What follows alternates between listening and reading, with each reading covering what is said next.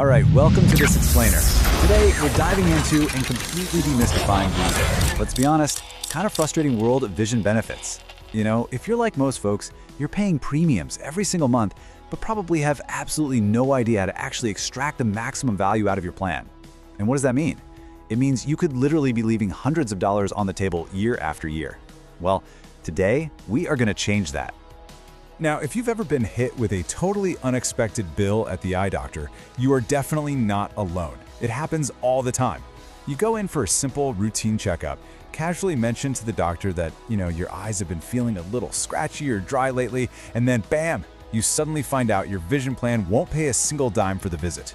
So let's figure out exactly why that happens, and more importantly, how you can avoid those really expensive surprises in the future. So here's how we're going to break this all down today. 1. Vision versus medical insurance. 2. Decoding the jargon. 3. What is actually covered. 4. The LASIK exception. 5. Benefits and employer trends. And 6. Maximizing your benefits.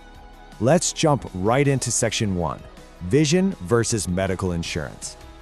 Okay, so there is a massive divide between these two types of coverage. And honestly, misunderstanding this is where most people get tripped up. Medical insurance is your traditional safety net, right? It protects you against the totally unexpected. If you develop glaucoma, cataracts, or wake up with a sudden painful eye infection, that is a medical issue, and it's handled by your medical insurance.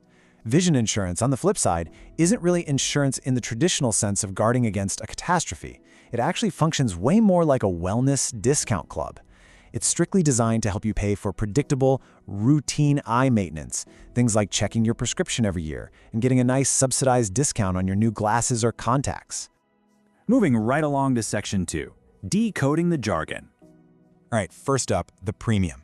Basically, think of the premium as your basic subscription cost. Whether you actually bother to go to the eye doctor and use the benefits or not, this is the amount you're paying every single month just to be a member of the club. Now, if you get this coverage through your workplace, your employer might generously cover a big chunk of this premium for you, kind of like a perk to retain great talent and keep you healthy. Next, we have the copay. Copays are those small, highly predictable, flat fees. You usually pay these right at the front desk before you even sit down in the exam chair. It's a totally pre-planned expense, so you know exactly what that routine visit is going to cost you the moment you walk through the door. Whether that's $10 or $20, there is absolutely no guessing game here. Now, co-insurance, this is a little bit different.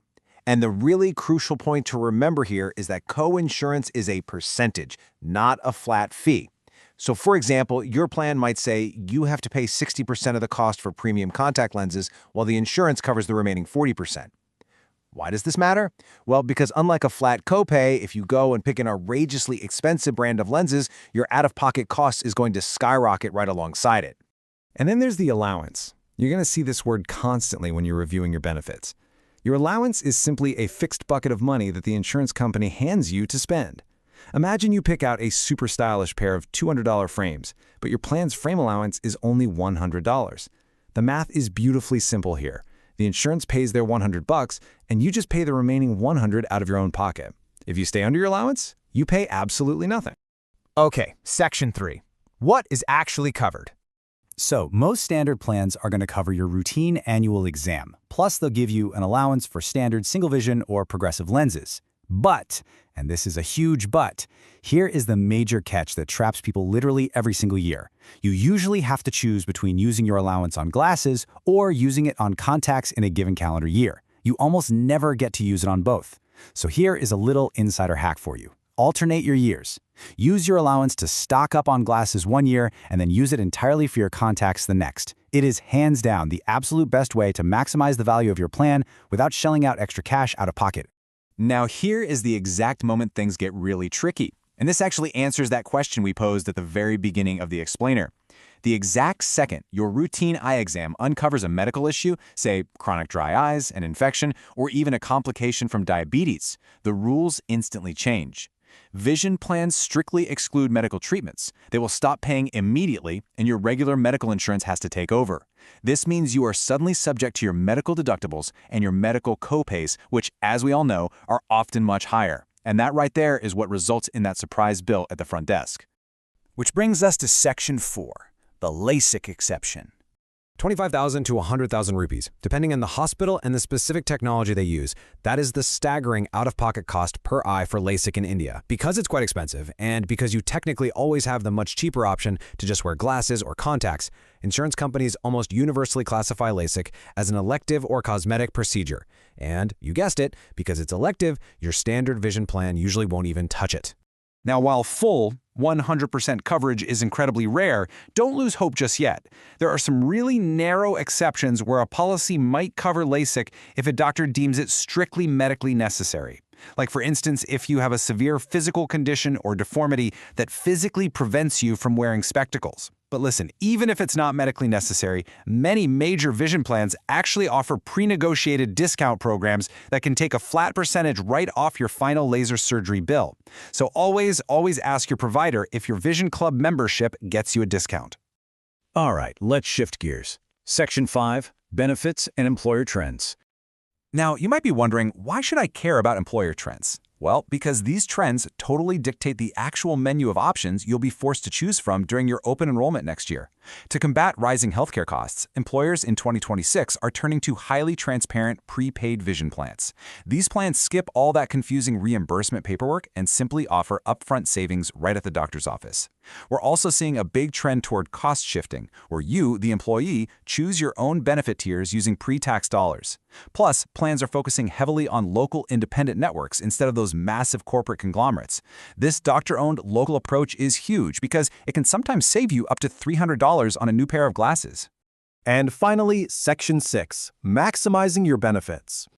So first off, what if you find just an absolutely amazing pair of frames at a boutique, but they happen to be out of network? Well, surprise, you can actually still get reimbursed. You just have to follow the rules really carefully. As a pro tip, the absolute make or break step here is getting an itemized receipt. It must explicitly list what you bought, the exact date, the patient's name, and the provider's details. If you don't have that detailed itemized breakdown, your claim is going to be instantly denied. So get the receipt, fill out your insurer's form, attach that magical receipt, and just submit it online. And brilliantly, if you happen to have a flexible spending account or a health savings account, you can use those tax-advantaged pre-tax dollars to bridge the gap. Want that premium anti-reflective coating your allowance won't cover? Use your FSA. Remember those LASIK discounts we talked about a minute ago? You can actually combine your vision plan's pre-negotiated discount with the tax-free funds sitting in your HSA to finally pay for that surgery. It is a fantastic, cohesive way to pay for everything that your standard vision insurance just leaves behind.